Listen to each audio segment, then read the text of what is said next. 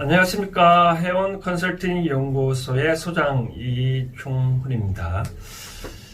며칠 전에 저 부동산 3법, 부동산 임대차 3법에 관련해 가지고 이와 같이 법을 제정 절차에 대해서 저희 생각을 설명해 드린데요. 여기에 가만 살펴보면 원래 임대차 시장을 보면 임대차 시장에는 임대인이 있고 임차인이 있는데 오늘 아침 뉴스 보니까 어저께 뉴스 보니까 50%는 이번에 개정된 임대차 3법이 찬성을 하고 44%는 반대를 한다고 했는데 저는 이렇게 생각을 합니다. 왜 임대차 만약에 이번에 이 법 개정된 내용이 임차인을 위한 것으로 대부분 보여지잖아요. 그렇죠? 근데 임차인을 위한 것이 과연 이 임차인을 위한 것인데 과연 어떤 국회의원이 만든 임차인을 만약에 4년 후에는 어떻게 될 것인가 문제될 때 임차인을 위한 것인지 과연 살펴봐야 되는데 저는 생각을 합니다. 어떤 우리가 제가 말씀드리고 싶은 사항은 약간 수요와 공급을 따졌을 때 우리가 이것이 수요 곡선이잖아요. 이 S 공급 이 수요 곡선 공급 곡선인데 이 균형점에서만 이 가격이 형성되는데 이같이 어떻든 간에 수요자가 공급자가 있다면 이 수요자를 위한 정책만을 갖고는 이번에 법이 이 개정된 내용이 제대로 소화가 되고 제대로 될까요? 해원 컨설팅 입장에서는 제 개인적인 생각은 그렇습니다. 임차인을 위한 제도라면 임대인을 위한 어떤 제도도 있어야 되지 않냐라고 말씀을 드리고 싶거든요.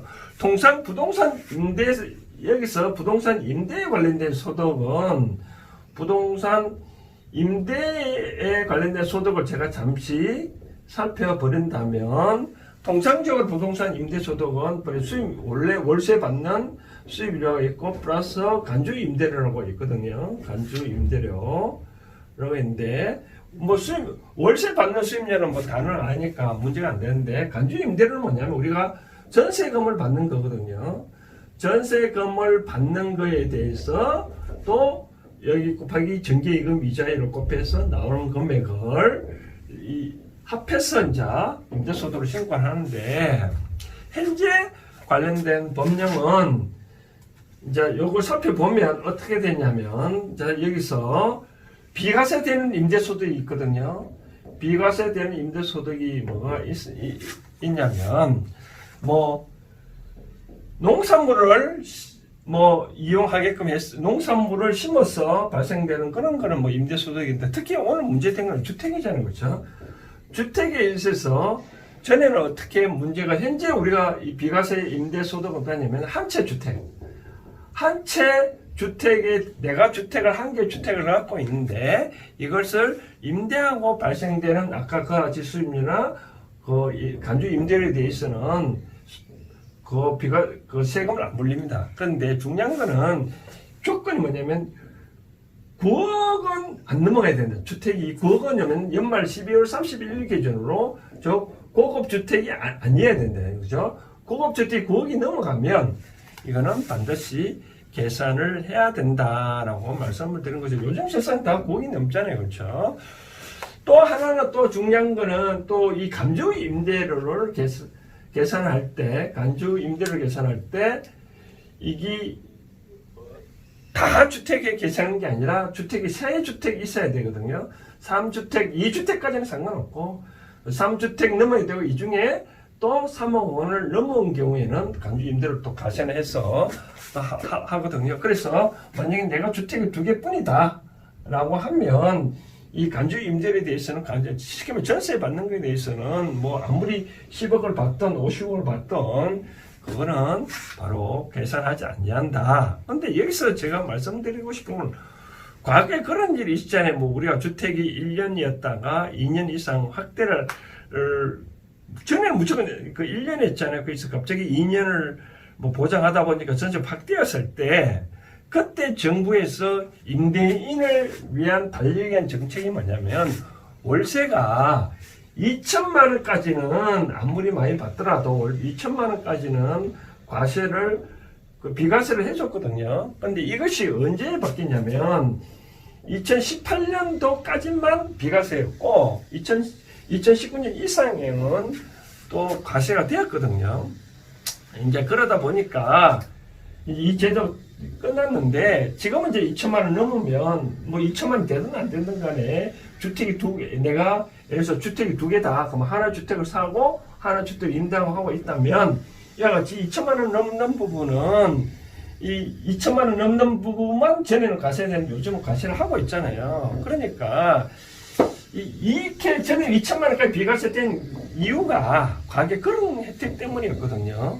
아까 말한 데 주택 임대차익 전에 1년 했다가 무조건 2년 보장하면서 이번에는 다시 2년 살다가 다시 2년 뭐 갱신 청구권을 뭐 2년 무조건 연장을 해줘야 되는 그런 게 있다는데 이런 제도가 제도로 청착되고 행정되려면 임대인을 위한 어떤 단건책도 줘야 되지 않냐는 거죠. 그래야 뭐 되지. 뭐 한쪽만 있게 해준다고 해서 되겠냐는 거죠. 그렇죠? 원래 뭐 그런 말 있지 않아요? 뭐 지렁이도 밟으면 곰탕그릇다시피 뭐 임차인만 내 국민이고 임대인은 내 국민이 아닙니까? 양쪽 다 국민이잖아요. 그러면 왜 임차인만 그 보호해줘야 되는 그런 게 있잖아요? 그건 없잖아요. 그렇죠? 그럼 임대인도 보호해줘야 하는 정책을 해야 되지 않냐라고 말씀. 그러니까 임대인을 위해서 보호를 해주려면 여러 가지 정책이 있어야 된다라고 말씀드리고 싶은 거죠. 그래서 저는 하나의 제안을 한다면 정책 위반자들한테 하나의 제안을 한다면 이와 같이 뭐 최고 좋은 거는 한 두 가지 예를 든다면 이번에 임차인을 위한 보호 제도 많이 되니까 그 상당한 제도로 과거처럼 뭐 2천만 원 아무 주택수와 관계없이 뭐 2천만 원 요즘 2천만 원 이하 뭐 요즘까지 월세가 많으니까 뭐 통화도 많이 팽창되니까 뭐 2천만 원 아니고 뭐 3천만 원까지라든지 또 그런 거 있잖아요.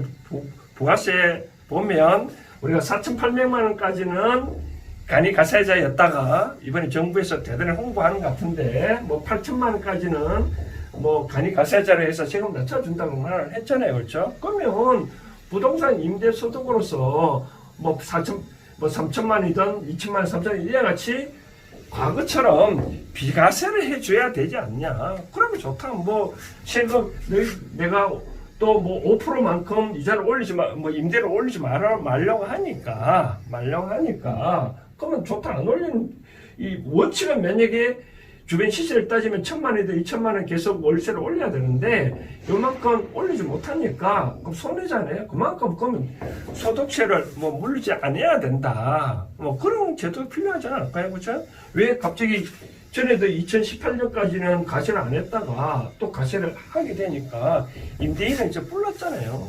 그래서 저는 한 가지 제안을 하고 싶은 거는 이와 같이 그 월세 수입의 금액에 대해서는 일정 금액에 대해서는 과거처럼 비과세를 혜택을 주는 그런 달래야 되지 않느냐라고 말씀드린 거죠.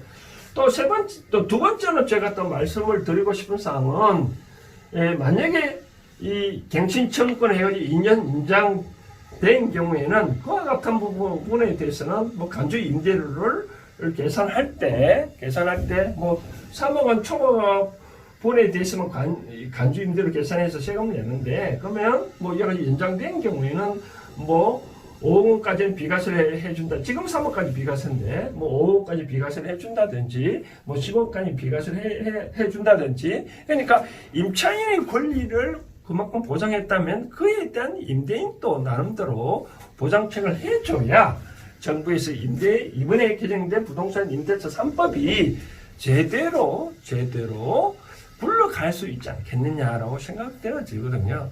이 방송을 만약에 정부 이 정책, 부동산 정책 위반자가 보신다면 제가 말씀드린 대로 한번 고려를 해보면 이 국민들의 마음이 좀 달릴 수 있지 않을까. 결론적으로 내 아이 국민은 모두 다 똑같은 국민이라는 거죠. 임차인만 위한 국민만 내 국민이라면 임대인도 내 국민일 수도 있잖아요. 그렇죠?